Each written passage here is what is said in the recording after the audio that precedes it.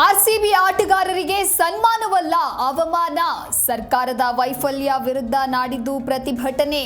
ಕಾಂಗ್ರೆಸ್ ವಿರುದ್ಧ ಕೇಸರಿ ಪಡೆ ವಾಗ್ದಾಳಿ.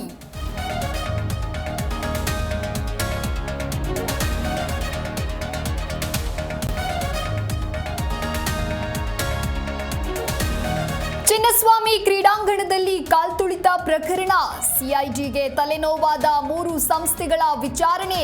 ಸರ್ಕಾರದಿಂದ ಕಾರ್ಯಕ್ರಮ ಎಂದು ಉತ್ತರ.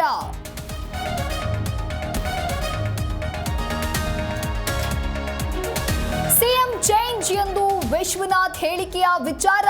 ಅವರಿಗೂ ನಮ್ಮ ಪಕ್ಷಕ್ಕೂ ಏನು ಸಂಬಂಧ? ಹಳ್ಳಿ ಹಕ್ಕಿ ಹೇಳಿಕೆಗೆ ಸತೀಶ್ ಜಾರಕಿಹೊಳಿ ತಿರುಗೇಟು.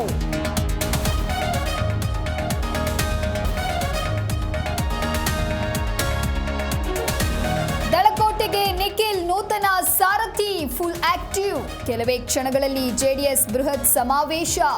ನಿಖಿಲ್ ರಾಜ್ಯ ಪ್ರವಾಸಕ್ಕೆ ಎಚ್ಡಿಕೆ ಚಾಲನೆ.